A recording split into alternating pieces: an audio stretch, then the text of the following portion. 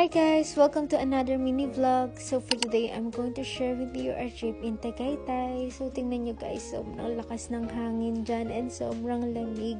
Like yung fog talaga, ang kapal. Tapos tingnan nyo, oh, grabe. Pero nakakaimim naman bandang huli yung lamig niya. Tapos hindi na nga makita yung pinaka-view dyan dahil sa kapal ng fog, pero ang ganda pa rin.